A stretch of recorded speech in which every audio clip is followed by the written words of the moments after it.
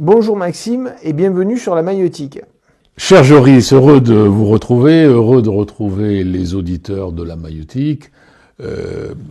Comme d'habitude, je répondrai à toutes leurs questions et merci à eux de partager notre émission, de lever le pouce, ça nous encourage à poursuivre notre action. Certains me disent une émission de cette qualité devrait avoir une plus grande diffusion. Alors je leur réponds que la qualité est souvent incompatible avec la quantité. Donc nous sommes une émission réservée à des gens qui veulent réfléchir. Donc nous allons essayer de commenter l'actualité récente, en particulier sur le plan international, sans prendre parti. On le rappelle souvent ici, il est très difficile de mesurer l'impact de mesures politiques, car l'économie n'est pas une matière figée, c'est un système vivant, complexe, où chaque action entraîne une multitude de réactions. C'est pourquoi notre objectif aujourd'hui est d'expliquer et de décrypter ce qui est en train de se passer. Et pour cela, nous avons la chance d'être accompagnés de Maxime, dont l'expérience économique va nous permettre d'y voir plus clair. Oui, alors moi je lis tous les commentaires sur les sujets qui m'intéressent, je lis les éditorialistes, j'ai un réseau de 1300 personnes dans LinkedIn, dont 600 experts, et puis j'ai quelques amis qui sont des gens de très haut niveau, et qui ont une expérience et avec qui j'échange tous les mois. Donc si je fais cette émission, c'est parce que je travaille beaucoup avant, hein, voilà, et en essayant de simplifier les choses quand même, parce que il faut arriver à dire les choses simplement, sinon on ne dit rien.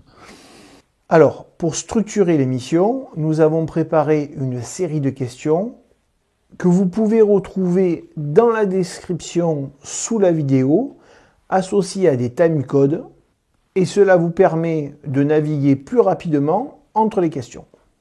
Donc aujourd'hui, nous allons aborder plusieurs thèmes, dont sur l'actualité avec les nouvelles taxes douanières mises en place par les États-Unis vis-à-vis du reste du monde. Sans oublier les conséquences économiques que cela peut entraîner. Ensuite, on se penchera sur des implications concrètes pour l'Europe et en particulier pour la France. Et enfin, on parlera de la situation toute particulière de la France avec ses vulnérabilités et de l'intérêt dans ce contexte de réfléchir à la protection de l'épargne. Alors, Maxime, première question pour ouvrir cette émission.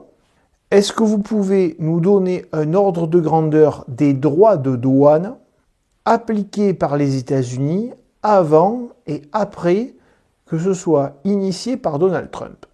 Bon, nous vivons un choc, une déflagration et peut-être même un changement du cours de l'histoire aujourd'hui, car les projets du président des États-Unis sont des projets de revenir à des tarifs douaniers tels qu'ils existaient au début du siècle dernier.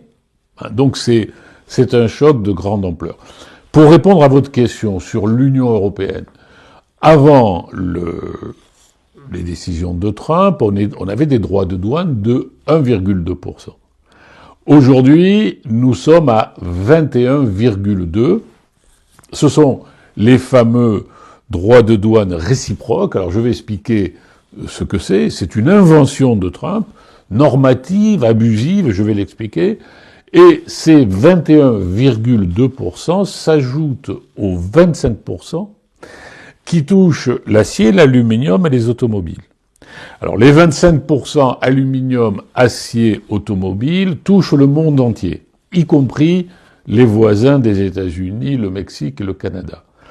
Ensuite, Trump a construit je ne sais pas si je peux dire une construction intellectuelle, mais une construction normative. Il considère que les déficits des États-Unis sont une sorte d'injustice, alors que les déficits des États-Unis, au total, c'est 900 milliards de dollars de déficit, le commerce extérieur américain.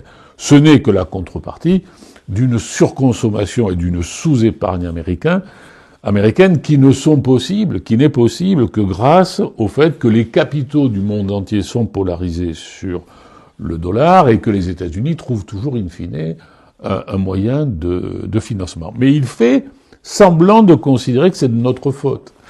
D'où ces droits de douane qu'il appelle réciproques, alors qu'il n'y a aucune réciprocité. C'est lui qui provoque un choc, une déflagration, une guerre commerciale. Alors, il fait le calcul suivant.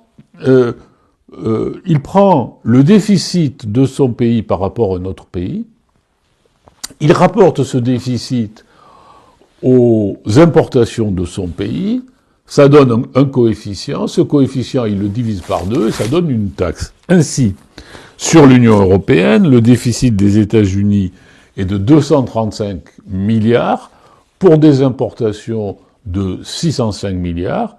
Alors il divise 235 par 605 et il trouve 39%, 0,39. Il divise 0,39 par 2. Il arrondit, ça fait 20% de taxes. Et ainsi de suite vis-à-vis de tous les autres pays, sauf le Mexique et le Canada, pour lesquels il s'en tient aux 25% sur l'acier, l'aluminium et les automobiles. Alors le résultat, c'est qu'à l'heure où nous parlons, vous avez 21,2% de taxes sur tous les produits européens qui, je le répète, s'ajoutent aux 25% acier, aluminium, automobile. Sauf que, à la suite du crash boursier obligataire de l'autre jour, il a décidé de suspendre, et nous reviendrons, je pense, sur cette décision qui a été prise dans un climat de panique, et il a décidé de suspendre de 10%, ce qui fait que, à l'heure où nous parlons, nous sommes à 11,2% contre un objectif de 21,2%. Pour la Chine, c'est beaucoup plus grave.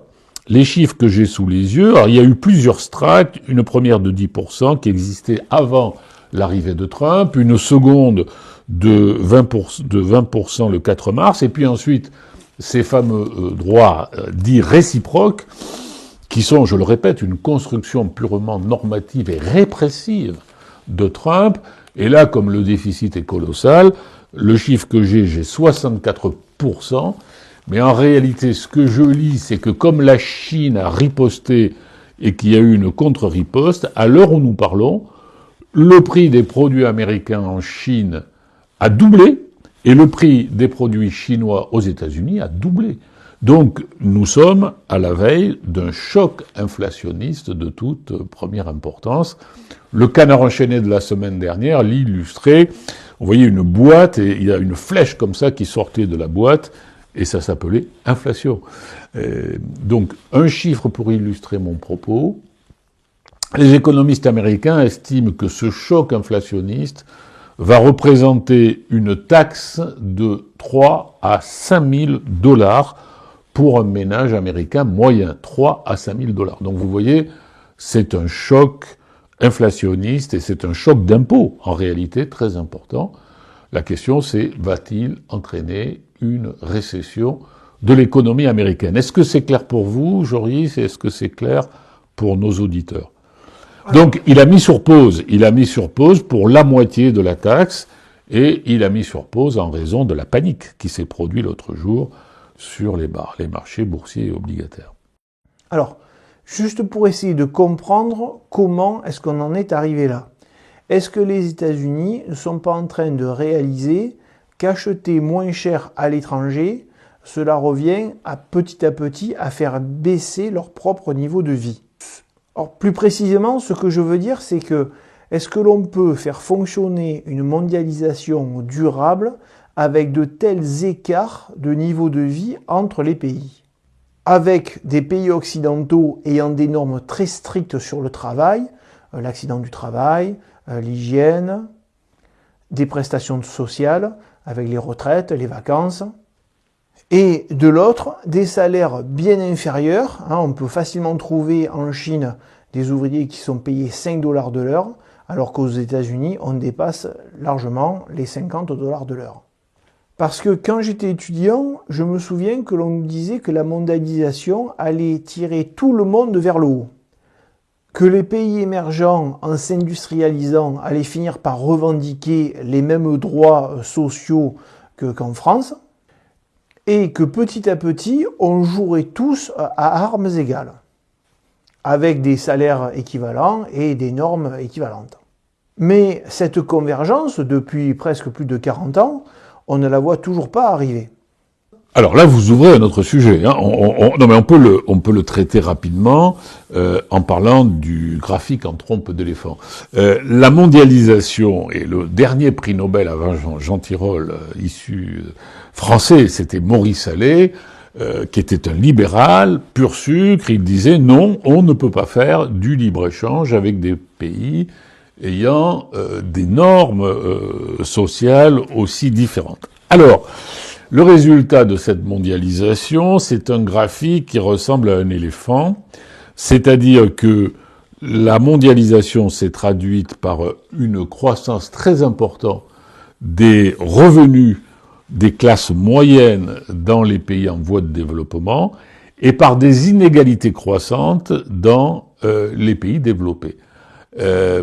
Autrement dit, il y a eu un bien, c'est la progression du niveau de vie dans les pays en développement, mais il y a eu un mal, et c'est ça effectivement qui ronge l'Amérique de Trump, ce sont des inégalités croissantes dans les pays développés.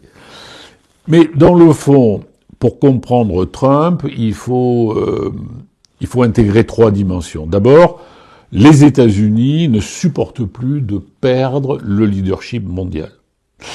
Et les économistes qui ont étudié l'histoire du capitalisme depuis le Moyen-Âge ont toujours observé que les changements de centre du capitalisme, Jacques Attali aussi a travaillé là-dessus, les changements du centre du capitalisme, Gênes, Venise, Bruges au Moyen-Âge, se sont toujours traduits par des conflits très forts. Donc là, il y a un conflit qui est latent depuis au moins 20 ans. Les États-Unis perdent le leadership. D'ailleurs, c'est pas complètement sûr qu'ils le perdent parce que la Chine est minée par le déclin démographique. Hein. J'ouvre et je referme la parenthèse. Ça, c'est la première dimension. La deuxième dimension, c'est l'isolationnisme américain, qui est une tendance ancienne aux États-Unis. On l'avait au début de la Seconde Guerre mondiale, quand Roosevelt, pour venir au secours de l'Angleterre sous le Blitz, a inventé le mécanisme du Credit Buy pour convaincre le Congrès des États-Unis d'intervenir. Et en fait, c'était pas du tout naturel d'intervenir. Le Congrès ne voulait pas intervenir. Et la troisième tendance, c'est Trump lui-même, avec ses crises.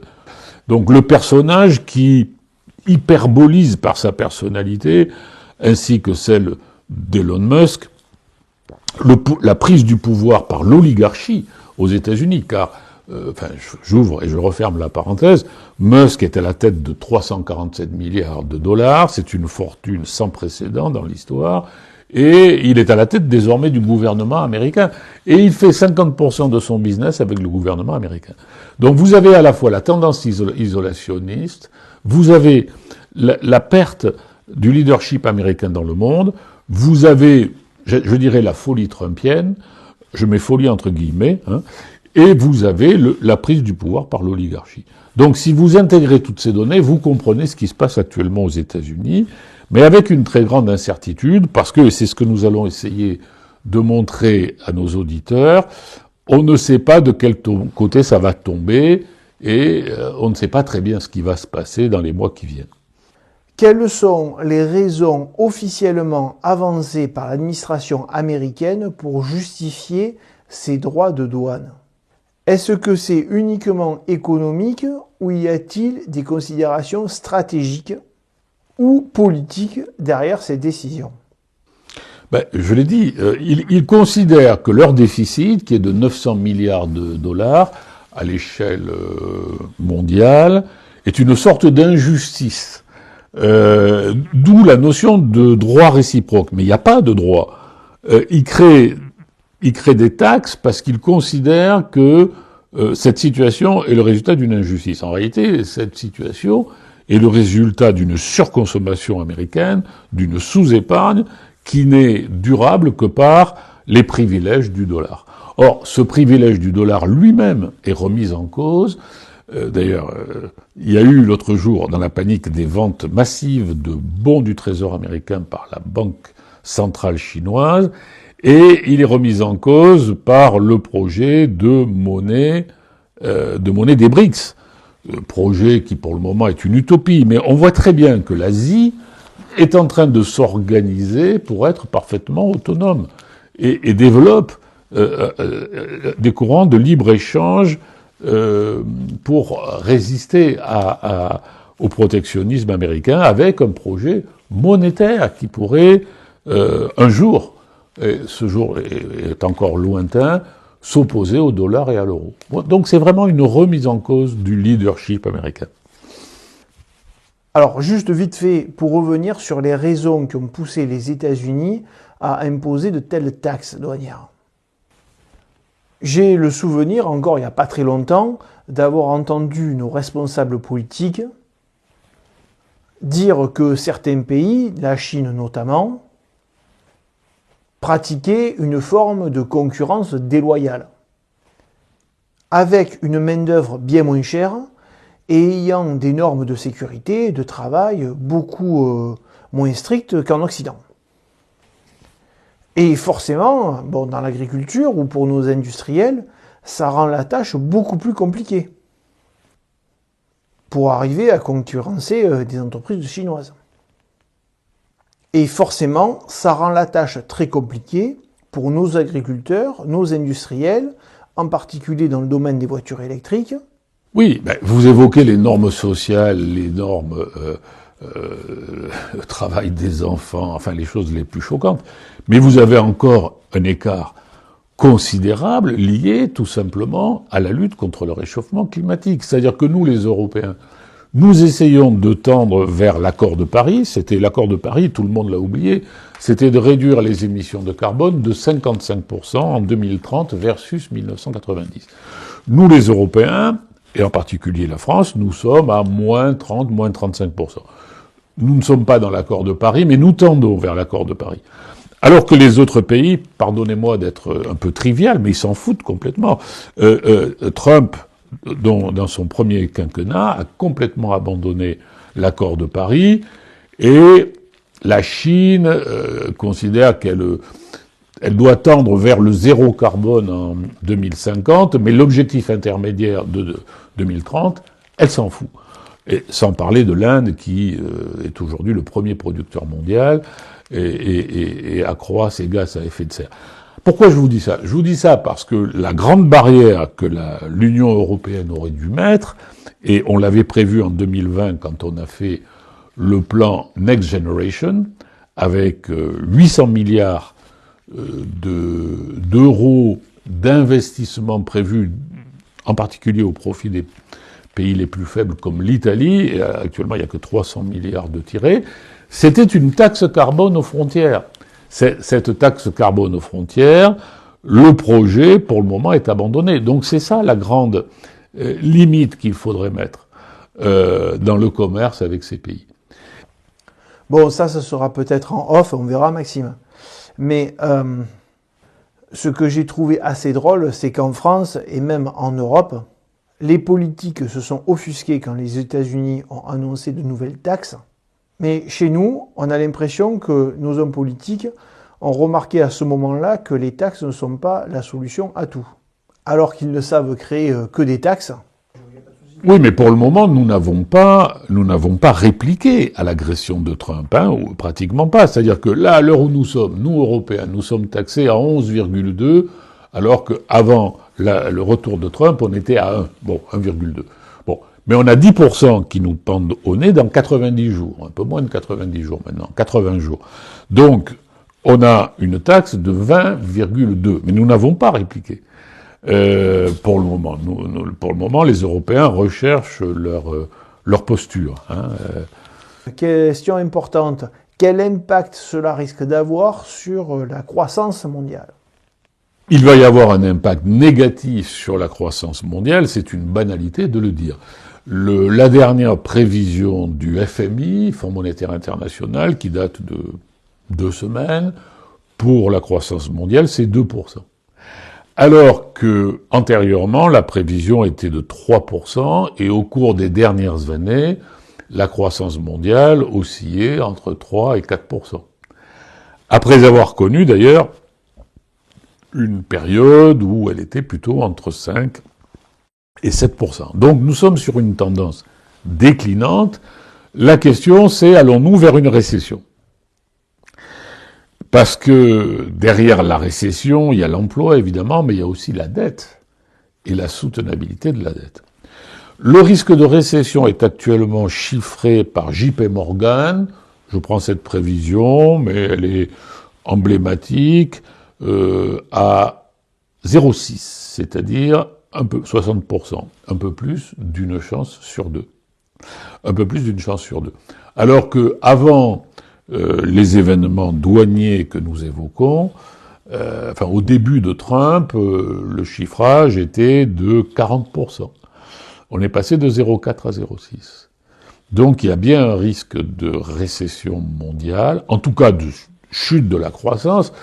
Monsieur Bayrou, on en parlera tout à l'heure, qui est à la recherche de 40 à 50 milliards, nous dit que l'impact sur la croissance française va être d'un demi-point de PIB.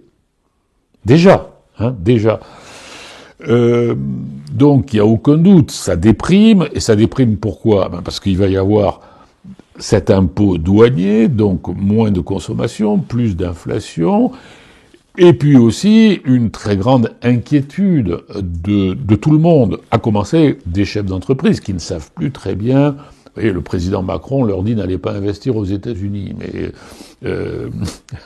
d'ailleurs c'est à mon avis très contre-productif de dire ça, parce que ils sont à la recherche de coûts de l'énergie qui sont 3 à 4 fois moins chers. Donc inquiétude pour l'investissement, inquiétude pour le consommateur, inquiétude générale. Donc oui, la croissance mondiale va diminuer. Si vous regardez... Une petite précision, quand vous dites que la croissance diminue, c'est qu'elle va moins accélérer ou que l'on va avoir une croissance négative ? Non, elle va moins accélérer. Ok, donc elle ne va pas être négative, on ne va pas avoir de récession. Non, pour le moment non, mais elle va moins accélérer, et l'investissement va décélérer aussi. Alors, je lève le bras pour vous montrer, chers auditeurs, le graphique que Marc Toiti prépare pour nous régulièrement, que nous appelons PMI, Purchase Manufacturing Index, c'est-à-dire l'enquête auprès des directeurs d'achat de Markit Londres, qui a le mérite d'être faite le 3e jour du mois dans le monde entier, et qui montre, alors au-dessous de 50, on est au-dessous du seuil de croissance. Et donc vous voyez que pour la France, alors j'ai pas les chiffres sous les yeux, mais je pense que je les connais par cœur. Pour le manufacturé, on est autour de 47-48, et pour les services, on est à peine sur le seuil de croissance. Donc nous sommes dans une passe de décélération de la croissance, il n'y a aucun doute. Donc là, ce qu'on comprend, c'est que ces nouvelles vont mettre un coup d'arrêt, voire un coup de frein violent à la mondialisation. Mais du coup, Maxime, quels sont les avantages qu'auraient les États-Unis à vouloir freiner la mondialisation ? Qu'est-ce qu'ils espèrent pouvoir en retirer ? Pour les États-Unis, alors il faut avoir deux chiffres en tête pour comprendre. Pour les États-Unis, l'extérieur, c'est 10% de leur PIB. Pour nous, l'extérieur, c'est, quand je dis nous les Européens, c'est selon les pays, entre 25 et 35%, voire 40% pour les Pays-Bas. Donc, on n'est pas du tout dans la même perception du monde. Les États-Unis peuvent concevoir une Amérique isolée qui gère ses affaires comme elle l'entend, en se foutant du reste du monde, y compris en se foutant du réchauffement climatique. Sauf que le réchauffement climatique, on le partage. Il n'y a pas un réchauffement climatique par zone en fonction des émissions de gaz. Bon. Mais l'Amérique peut avoir cette conception isolationniste. Nous, Européens, nous ne pouvons pas l'avoir. Mais je crois que nous allons effectivement, plus que vers une démondialisation. Oui, le deuxième chiffre que je voulais citer, c'est que le commerce extérieur américain ne représente jamais que 15% du commerce mondial. Donc il peut y avoir un commerce mondial libre-échangiste, indépendamment des États-Unis. Et là, vous avez une grande zone qui, je dirais, malheureusement, est l'avenir, l'Asie, je mets l'Inde, la Chine, les pays du sud-est asiatique et l'Océanie, qui de plus en plus se constituent en zone autonome, intégrée, libre-échangiste, et qui peut-être un jour sera unie par une monnaie, dont le cœur sera la monnaie chinoise, évidemment. Bon, on n'en est pas là, mais on sent très très bien cette tendance se dégager. Et puis l'Europe, qui dans cette affaire est le maillon faible, parce qu'elle n'a pas d'énergie, au sens physique, elle n'a pas de source d'énergie, elle est très en retard en matière d'innovation, et elle a une monnaie commune sans avoir de gouvernement, sans avoir de dette fédérale, sans avoir d'épargne fédérale, enfin bref, une monnaie non optimale, une monnaie sans gouvernement. Et là, effectivement, la logique, c'est que cette Europe s'intègre davantage et recherche des délocalisations vers d'autres zones.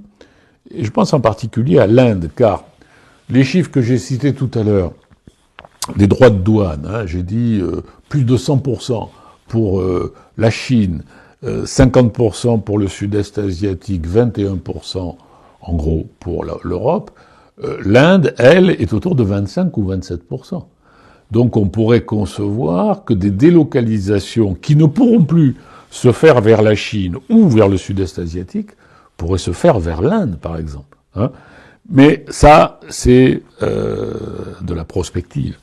Concrètement, on a déjà vu dans l'histoire des économies fonctionner en vase clos, en particulier l'URSS, pendant des décennies. Ça ne les a pas vraiment poussés à innover ou à améliorer leur niveau de vie. On peut difficilement dire que ça a été une expérience concluante, même si la politique de l'URSS de l'époque n'est pas comparable à celle menée par les États-Unis. Mais au final, est-ce que s'isoler, ou du moins freiner fortement les échanges internationaux, c'est vraiment une bonne stratégie sur le long terme? Là où Trump va probablement se piéger lui-même, c'est qu'il va s'apercevoir qu'au bout de 40 ans de mondialisation, les chaînes de production sont trop imbriquées pour que l'on puisse mettre des barrières douanières. Je m'explique. N'importe quel produit qui se trouve dans ce studio a traversé au moins 5 frontières pour arriver jusqu'à nous. Et pour produire un téléphone de haut de gamme aux États-Unis, il y a des composants qui ont franchi 20 frontières. C'est-à-dire que le produit, pour s'élaborer jusqu'à la fin, le produit a franchi 20 frontières. Et 5 en moyenne pour les produits que nous consommons ici en France. Donc, il sera impossible de substituer aux produits chinois dont les prix ont doublé, je répète, les prix sont sur le point de doubler, il sera impossible de substituer des produits américains. Une partie pourra être substituée, une autre ne le pourra pas. Donc, en réalité, pour comprendre Trump, il faut lire le seul livre qu'il ait écrit dans sa vie, L'art du deal. L'art du deal, Trump, il vous fout un coup sur la tête et il vous dit « Alors, vous avez mal ?» Alors vous dites « Ah oui, j'ai vraiment mal. » Maintenant, on va négocier. Mais c'est du bluff. Donc, on peut voir ce qu'il fait là comme un bluff qui nous permettra plus tard de connaître vraiment ses cartes. Et on a déjà une idée par ce qu'on appelle, dans le domaine monétaire, le futur accord de Mar-a-Lago, qui serait une sorte d'accord du Plaza 1984.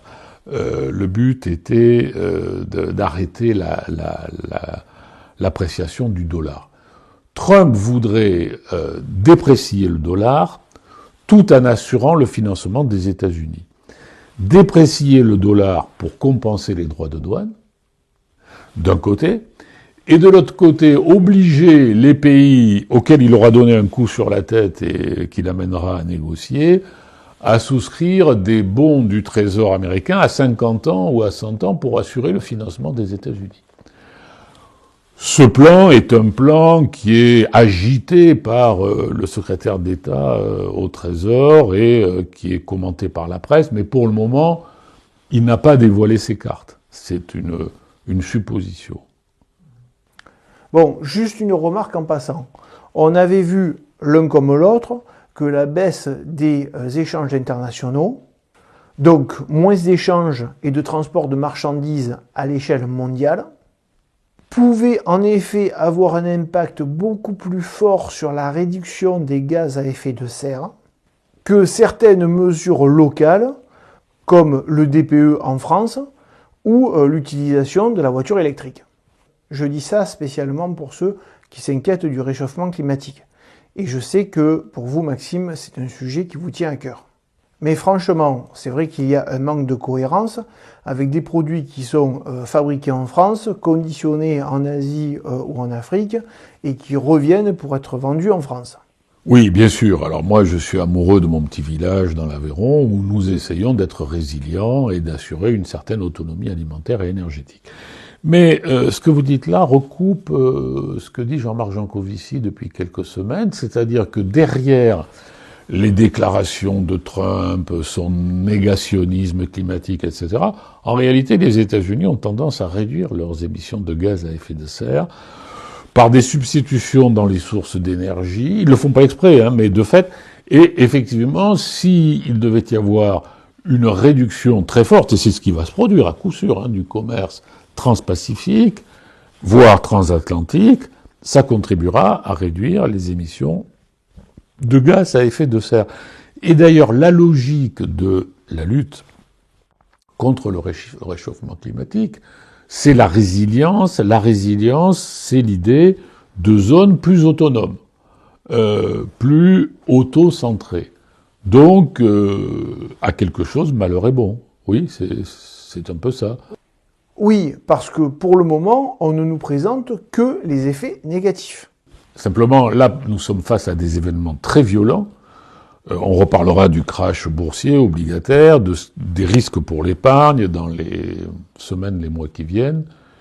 Et là, personne ne sait si ce que fait Trump va être maîtrisé. Personne ne peut l'affirmer. Vous avez dans les Échos de ce matin Jean-Marc Vittori qui dit « Nous sommes dans une très très grande incertitude ». Parce que, quand on y pense, les États-Unis jouent un jeu assez risqué, en déclenchant une guerre commerciale qui peut faire chuter la bourse. Il ne faut pas oublier que là-bas, la retraite repose essentiellement sur de la capitalisation. Donc, si les marchés boursiers dégringolent, ce sont des millions d'Américains qui voient leur retraite fondre comme neige au soleil. Ce qui doit inquiéter sérieusement une bonne partie de la population américaine et peut-être même faire perdre une bonne partie de l'électorat de Donald Trump. Alors, vous avez, depuis quelques semaines, et on n'en parle pas beaucoup en France, des mouvements d'opinion très hostiles à Trump, y compris au sein du Parti républicain. Alors, pour le moment, on va regarder les graphiques boursiers. On est loin d'un véritable crash boursier, car s'il est vrai que les bourses et les différents indices que vous voyez ont baissé de 10 à 15%, depuis, si on se réfère à 2022, vous avez encore une augmentation de 40% pour les indices américains et de 22% pour le CAC 40. Donc on a un niveau des bourses qui est très élevé et qui, à mon avis, est anormalement élevé. Parce que il faut toujours voir le rapport entre les cours et les bénéfices attendus. Et pour une croissance mondiale qui, de toute manière, va se réduire, cette affaire ne tient pas la route. Mais effectivement, si la bourse, s'il y a encore des crashs boursiers, c'est mauvais pour le retraité américain, c'est mauvais pour le retraité allemand d'ailleurs aussi, et donc c'est mauvais pour la popularité de Trump, il n'y a aucun doute. Maxime, on a bien compris qu'en augmentant les taxes à l'importation, les produits étrangers vont mécaniquement coûter plus cher sur le sol américain. Et donc cela va contribuer à augmenter l'inflation. quelles en sont les conséquences possibles sur l'économie américaine? Alors, d'abord, moi j'ai en tête l'idée que le prix des produits chinois aux États-Unis va doubler. Donc c'est un choc considérable. Et c'est là qu'est le choc inflationniste. Deuxièmement...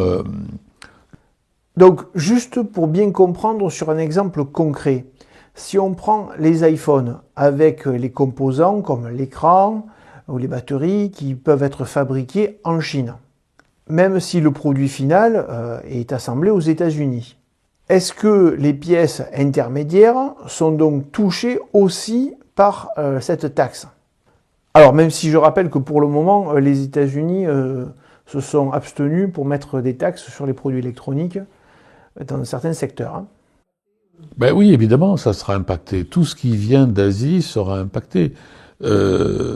Donc là, vous avez un choc inflationniste, et vous l'avez dans tous les sens d'ailleurs aussi. Hein. Les produits européens qui sont beaucoup moins importants, mais ils seront plus chers, parce que l'Europe ripostera. Donc le choc inflationniste est là. Vous avez aussi, on va parler tout à l'heure de la situation des finances publiques en France, une situation des finances publiques qui n'est pas maîtrisée, puisque le déficit américain sur PIB, c'est de 7%. Hein. En France, on est autour de 6. Hein. Donc ils ont un déficit qui est encore plus grand que le nôtre. Et dans ces conditions, vous avez une tendance à l'augmentation des taux d'intérêt long terme. On a vu bondir les taux d'intérêt long terme la semaine dernière, hein, jusqu'à 4,4%. Quelque chose comme ça. Et les provocations incessantes et le manque de respect de Trump vis-à-vis d'une des plus vieilles institutions des États-Unis, qui est la Réserve fédérale, c'est-à-dire la Banque centrale. À partir du moment où la Banque centrale n'est plus respectée, les marchés vont se dire « Ouh là là, mais alors l'inflation risque d'augmenter » et vous avez après ce qu'on appelle les prévisions autoréalisatrices. Si je pense que l'inflation va augmenter, je vends mes titres obligataires en attendant des titres dont le taux d'intérêt sera plus élevé. Et ce faisant, je fais augmenter les taux. Donc voilà les mécanismes inflationnistes schématisés. Moi je vois les prévisions d'inflation aux États-Unis actuellement sont de 4,4% pour l'année prochaine. Hein. Et nous aurons forcément des répercussions en Europe aussi. Hein. Finalement, j'aurais une formule, c'est que la mondialisation débridée telle que nous l'avons vécue, c'était un pouvoir d'achat élevé avec des produits pas chers, c'était un réchauffement du climat avec les gaz à effet de serre, et des inégalités croissantes dans les pays développés. C'était ça la mondialisation.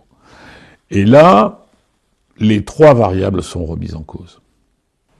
Alors, c'est vrai que je reviens sur ce point, il me tient un peu à cœur, parce que dans les années 80, quand j'étais au collège, notre professeur d'histoire-géographie nous expliquait notamment que la France souffrait à l'ouverture donc de la mondialisation, en particulier à cause de la Chine. Le coût du travail y était particulièrement bas, il n'y avait aucune norme, aucun avantage social. Et à cette époque, on nous disait qu'il fallait être patient, que le progrès social finirait par arriver là-bas aussi, en même temps que l'industrialisation, et qu'un jour, on pratiquerait tous une concurrence à armes égales. Sauf qu'aujourd'hui, force est de constater que la Chine n'est déjà toujours pas une démocratie. Certes, les salaires ont bien augmenté, mais ils restent encore loin des niveaux occidentaux. Et ne parlons pas des normes. Alors la question que l'on peut légitimement se poser, est-ce que l'on peut continuer encore longtemps avec une zone économique mondiale avec des écarts de conditions de travail, de droits sociaux et de niveau de vie aussi importants? Ça pourrait être ça à condition que nous ne soyons pas tous morts avant. Mais je veux dire par là qu'à partir du moment où la planète se réchauffe, et elle se réchauffe plus vite que ce qui était prévu, beaucoup plus vite, puisque le 1,5 qui devait ne jamais être atteint, on l'a déjà atteint cette année. Bon, il y a cet aspect. Mais il y a ensuite les inégalités, parce que jamais les inégalités, à la fois de patrimoine et de revenus, n'ont été aussi fortes aux États-Unis. Alors, en France, on s'en rend pas compte parce que les inégalités de revenus interquartiles après impôt sont faibles, voire les plus faibles du monde, mais les inégalités de patrimoine ont énormément augmenté aussi. Nous allons vers une sorte de... Avant que cet idéal soit atteint, parce que moi aussi j'entendais ces raisonnements-là, de dire petit à petit tout va s'égaliser. Ben non, parce que nous avons le risque climatique avec tous les effets collatéraux, et nous avons le risque de sociétés beaucoup trop inégalitaires. Maxime, alors, la France, bon, elle risque un peu de se faire secouer si l'inflation revient et que les taux d'intérêt augmentent. La France est un pays extrêmement fragile. Alors, j'en ai conscience depuis de nombreuses années, mais il se trouve que hier, je suis allé à Toulouse faire une conférence sur l'euro, en anglais d'ailleurs, et j'ai utilisé les excellents graphiques de mon ami Pierre Jaillet, qui est professeur à l'IRIS, alors on pourra les présenter dans une autre émission, sur les divergences dans la zone euro. Et il y a un graphique dont j'avais pas conscience, c'est la part de l'industrie manufacturière sur la valeur ajoutée. Nous sommes aujourd'hui dans le pays de Georges Pompidou qui disait en 1973, j'étais jeune étudiant à Montpellier, le Gai Paris, les folies bergères, tout ça c'est fini. Nous sommes devenus une grande puissance industrielle dans tous les domaines. La France est en tête. Bon, nous sommes au-dessous de la Grèce, c'est-à-dire que Pierre a fait ressortir un graphique de part de l'industrie manufacturière dans la valeur ajoutée. Nous sommes à 8%. La Grèce est à 9% et l'Allemagne est à 22 ou à 23%. Et ce qui m'a frappé dans le graphique, vous savez, enfin moi je suis un peu comme les banquiers centraux, je préfère un graphique qu'un discours, c'est que sur 10-20 ans, c'est comme ça diverge. Hein. Donc la France est en très mauvaise posture, elle a, vous le savez, alors on va regarder ce graphique que nous aimons bien, qu'a fait Marc Toiti, ce sont les émissions de dette dans la zone euro. Regardez les émissions de dette de la France, c'est le premier émetteur de dette de la zone euro, et vous voyez qu'elles s'accroissent sans cesse alors que celles de l'Allemagne et de l'Italie diminuent. Il s'agit du total des émissions de la France, de l'Italie et de l'Allemagne par rapport au total de la zone euro. Et donc on voit que la dette française s'aggrave maintenant automatiquement, par le biais du déficit primaire. Nous avons le plus fort déficit primaire de la zone euro, 4 points de PIB, donc 120 milliards. Et nous avons, à l'heure où nous parlons, un déficit qui est proche de 6% du PIB en réalité, et ça fait le double. Ça fait plus du double de la zone euro. Donc, nous sommes le pays qui travaille le moins au monde. C'est pas moi qui le dis, c'est l'OCDE. Et nous avons, vous le savez, on en a déjà beaucoup parlé dans cette émission, le taux d'emploi des seniors, et des jeunes d'ailleurs, le plus faible du monde. Donc la France est en très mauvaise posture. Et la mauvaise posture est aggravée par le fait qu'on ne dit pas la vérité aux Français. On n'arrête pas de mentir. Hein. On ment par omission. On ment par omission. Donc j'ai l'impression, et je pense que c'est une bonne image, que l'économie de la France est prise dans un étau qui se resserre. On a déjà les retraites qui ne sont pas financées et dont le déficit ne fait qu'augmenter mécaniquement, avec le nombre d'actifs qui baisse et le nombre de retraités qui augmente.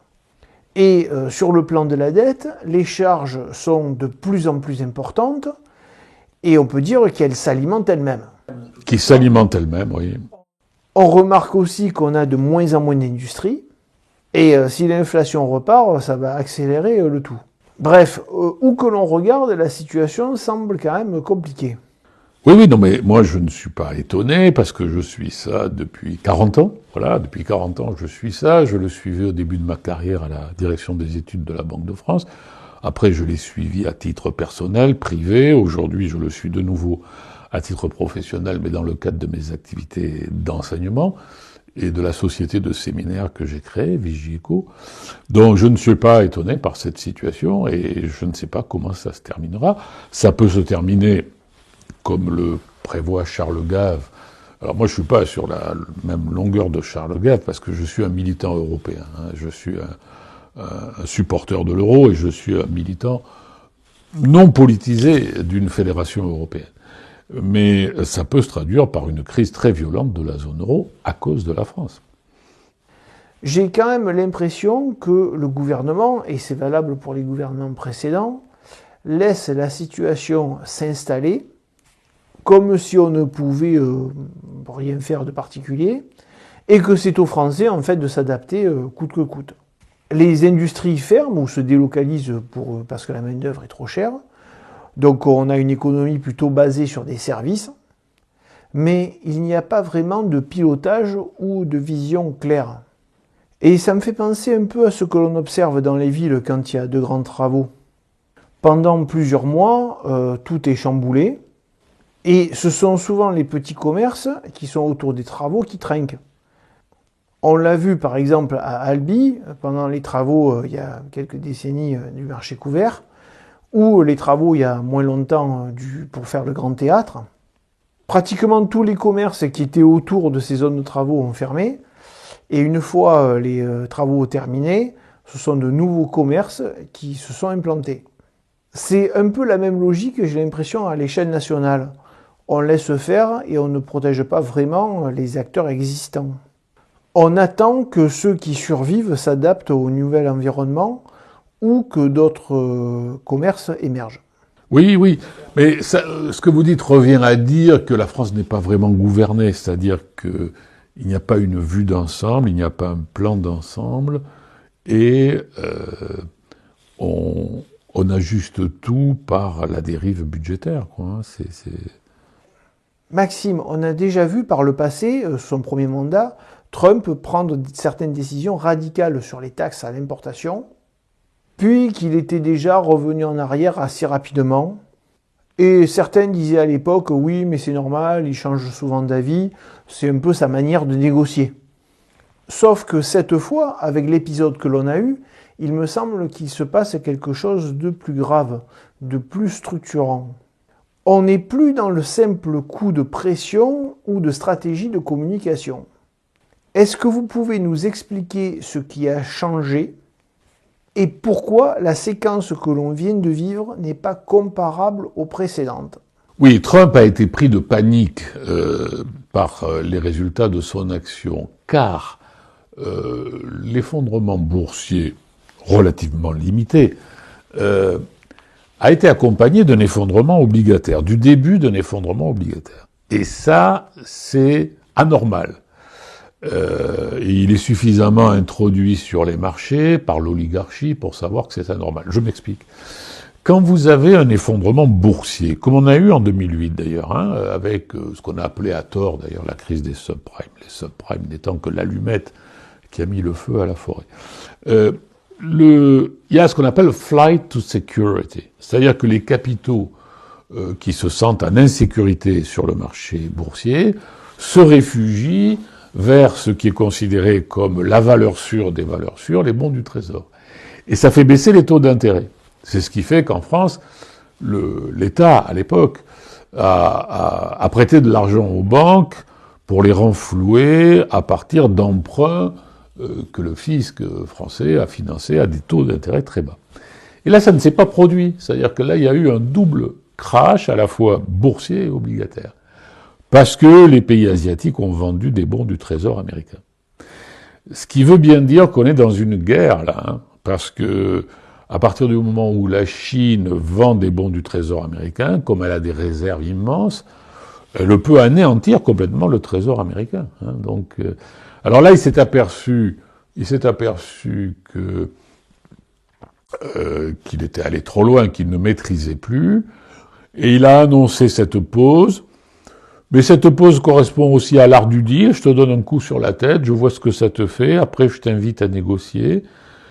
Et, moi j'ai été interrogé par Esprit Occitanie, qui est une radio toulousaine, qui m'a parlé de la manipulation. Alors sur le coup, j'ai pas bien compris, mais j'ai appris après coup que Il a averti ses amis en tweetant pour dire bon, ben maintenant c'est le moment de réinvestir parce que je vais annoncer la pause. Donc tout ça est extrêmement suspect. Hein, le rapport avec l'oligarchie, il n'y a plus aujourd'hui de muraille de Chine entre l'État et l'oligarchie, mais il est certain que il a été dépassé. Ça ne sera pas, à mon avis, la dernière fois, par le résultat de sa propre action. D'où la pause. D'où la pause. Donc ce n'était pas prévu, pour une fois, ce n'était pas un coup de bluff calculé. Oui, il a pris peur, parce que ce qui caractérise quand même Trump et Musk, qui est son double oligarchique, hein, c'est qu'ils sont guidés quand même par leur pulsion. Hein, ils sont dans la pulsion, ils sont dans une certaine violence. Ils n'ont peur de rien, ils ne doutent de rien, et ils ne pratiquent jamais l'intelligence telle que Paul Valéry la définissait, qui est l'art de douter et de penser un peu contre soi-même. Non, ça, jamais. Hein, Justement, Maxime, j'ai beaucoup réfléchi à cette question. Et je me demande, lorsqu'on est à leur place, Musk, Trump ou d'autres profils similaires, comment est-ce qu'on peut être mesuré? Comment savoir que l'on est en train de se tromper? Parce que depuis le début de leur vie, ce sont souvent leurs décisions, et souvent contre l'avis des autres personnes qui les entourent, qui les ont propulsés là où ils sont. Donc, dans ce contexte, comment pourrait-il accorder du crédit à ceux qui les entourent? Ils doivent sincèrement penser que seuls eux voient clair, qu'ils ont par exemple une capacité d'analyse supérieure, une sorte d'instinct qui les a toujours guidés, et ils doivent se demander pourquoi finalement cette lucidité s'arrêterait-elle aujourd'hui. Mais vous avez complètement raison. C'est l'art. Enfin, le dictateur, c'est celui qui est toujours dans sa propre pulsion, qui a toujours réussi et qui est incapable de se modérer et de penser contre lui-même. Hein, donc, effectivement, pourquoi se modérerait-il? Maxime, est-ce que vous voulez nous faire un petit point sur la France? Dans cette émission de la Maïotique et dans les échanges que nous avons avec nos auditeurs, puisque nous avons beaucoup d'échanges écrits après les émissions, nous avons beaucoup parlé de la situation financière de la France, qui est catastrophique, et nous avons parlé des conséquences sur l'épargne. Là, nous faisons une petite actualisation. Où sommes-nous aujourd'hui? Aujourd'hui, nous sommes le 15 avril. Bon, M. Bayrou cherche 40 à 50 milliards pour boucler son budget 2026. Son budget 2026, c'est un engagement européen à passer de 5,4% de déficit sur PIB à 4,6%. Bon, ça fait un gros point de PIB. Sauf que, à l'heure où nous parlons, on devrait être à 5,4%, mais on n'y est pas. On est plutôt à 5,8%, 6%. Et il n'a pour le moment pas l'ombre d'une idée sur la manière dont il va s'y prendre. La seule chose qui soit certaine, et je m'engage là-dessus, c'est que les retraites seront désindexées. Alors peut-être pas les petites retraites, à partir de 2000 euros, 2500 euros, il y aura une désindexation des retraites. Elle devait avoir lieu l'an dernier, mais vous savez, c'est le mécanisme de la loi spéciale qui s'est recalé sur 2024, qui fait que les retraites, bon. Mais ça fait pas le compte, hein. Ça fait pas le compte, hein. La désindexation des retraites, ça fait 7 milliards, 8 milliards, bon. Donc, la copie est à écrire. Et vous avez une sorte de mensonge actuellement, mais ce mensonge se situe dans le cadre d'un gouvernement impossible, puisqu'il n'y a pas de majorité, et que Bayrou se demande comment il va faire pour arriver jusqu'à la dissolution, qui devrait avoir lieu pendant l'été, hein, ou au début de l'été. En réalité, je n'en sais rien, mais comment il va pouvoir se maintenir? Alors, il se maintient un peu en faisant les yeux doux à Madame Le Pen, hein, et en compatissant au malheur qui arrive à Madame Le Pen, et il est dans une sorte de mensonge obligatoire. Ce mensonge, c'est que son ministre répète qu'il ne veut pas augmenter les impôts, mais en même temps, ils ne veulent pas vraiment réduire les dépenses. Et donc, c'est un mensonge. On ne peut pas réduire le déficit en laissant les dépenses sans augmenter les impôts. Donc, il faut choisir. Mais ils sont incapables de choisir et ils sont incapables d'imaginer un véritable plan de réduction des dépenses. Bon, je ne vais pas développer mes idées personnelles, mais elles ne sont pas personnelles du tout d'ailleurs. Mes idées, ce sont celles que montrent les données qui sont irréfutables. La France a besoin de travailler plus et de dépenser moins. Nous sommes le pays qui travaille le moins au monde et si nous avions les mêmes taux d'emploi des seniors que les pays d'Europe du Nord, nous l'avons dit, c'est Gilles Berset, l'économiste et président du COR, qui l'a écrit, nous aurions 140 milliards de ressources fiscales et de cotisations supplémentaires. Et notre déficit est de 170. Alors vous voyez, 140 à aller à 170, le problème serait presque résolu. Nous avons besoin de travailler beaucoup plus. Mais ça, on ne peut pas le faire comme ça. Ça ne peut être que progressif. Mais là où nous nous enfonçons dans le mensonge, c'est de laisser croire, il y a toujours le conclave sur les retraites, de laisser croire qu'on peut faire la...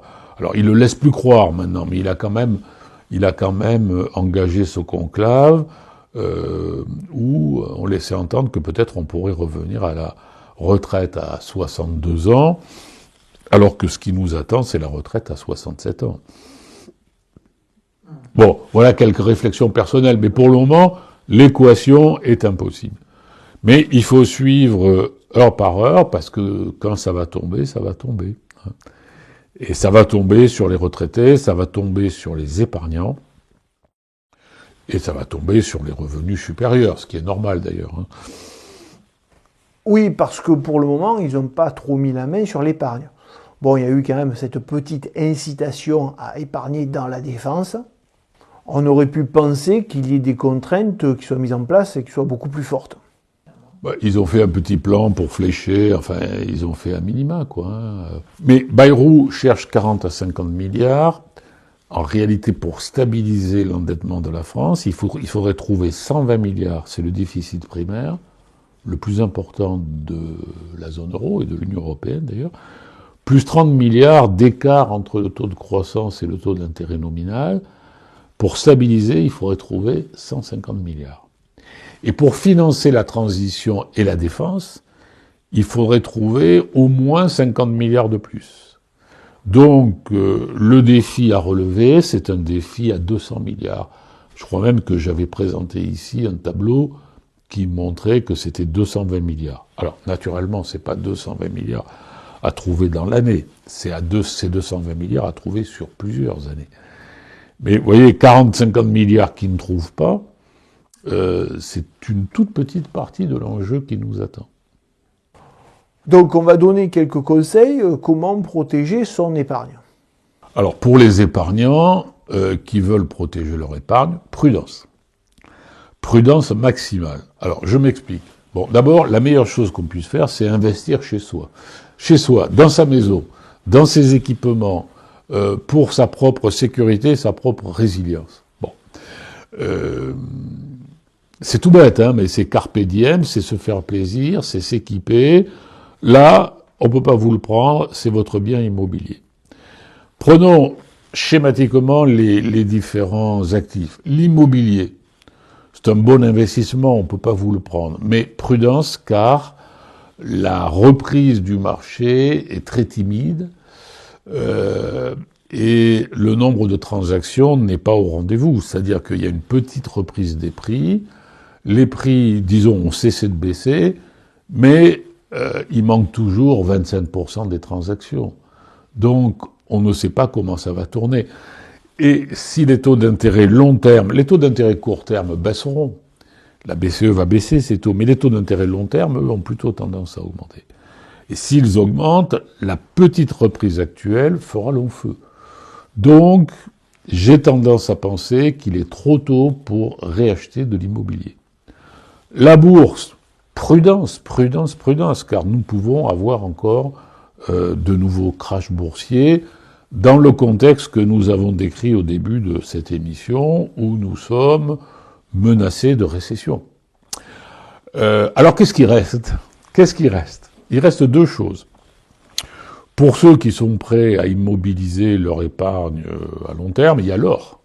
L'or ne cesse de monter et ne cessera de monter puisque c'est la valeur refuge des valeurs refuges. Mais vous savez que l'or, c'est pas liquide, on peut pas acheter, vendre, donc ça suppose d'immobiliser une partie de ses avoirs. Et il y a tout simplement acheter du bilan bancaire, ce que j'appelle du bilan bancaire, c'est-à-dire des dépôts en banque à terme, dans un système bancaire qui est bien sécurisé. Et vous avez des dépôts à terme, à 3 mois, à 6 mois, à 1 an, à 18 mois. Et à 18 mois, vous tendez vers une rémunération à 3% pour une inflation qui est inférieure à 1. Et si vous voulez casser votre dépôt avant, alors vous êtes à 3 mois, à 6 mois, à 1 an, vous êtes autour de 2% et vous êtes autour du taux du livret A. Et si vous le faites en ayant l'habileté de le faire en passant soit par votre société si vous avez une société, soit en passant par la société de vos amis, de vos enfants, de vos parents comme associés. Vous apportez des comptes courants d'associés. Vous disparaissez en tant que personne. C'est la société. Et là, vous mettez votre argent doublement à l'abri. Vous le mettez à l'abri d'un crash boursier. Vous obtenez une rémunération qui n'est pas négligeable. Et en tant que personne, vous disparaissez. C'est la société qui porte votre épargne. Donc, je crois que nous avions dit ça déjà. Hein.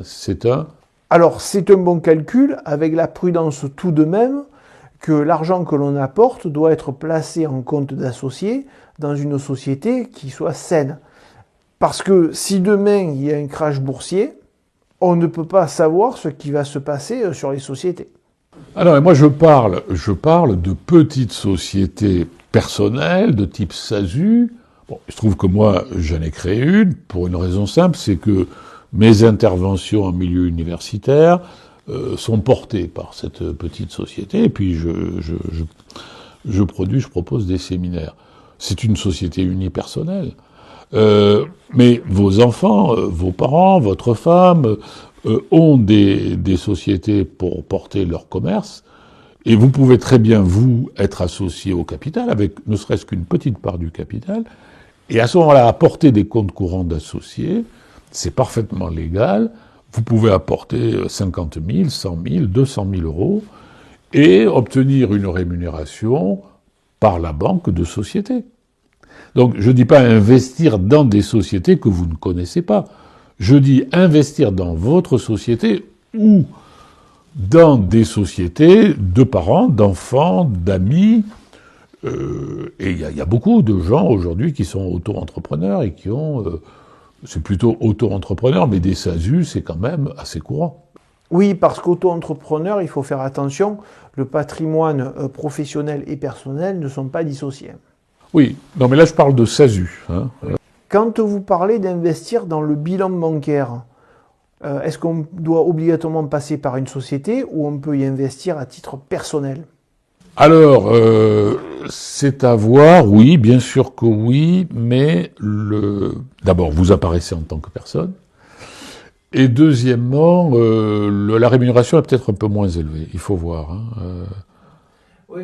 Moi, le chiffre que j'ai pour une petite société, c'est à 18 mois, et ça ne vous empêche pas de reprendre votre argent avant, mais à 18 mois, vous avez une rémunération de 2,9%. Compte tenu du taux actuel de l'inflation, qui est largement inférieur à 2%, c'est plus que le livret A, c'est pas mal. Hein. Très bien, merci Maxime, et merci à vous de nous avoir suivis. Au revoir.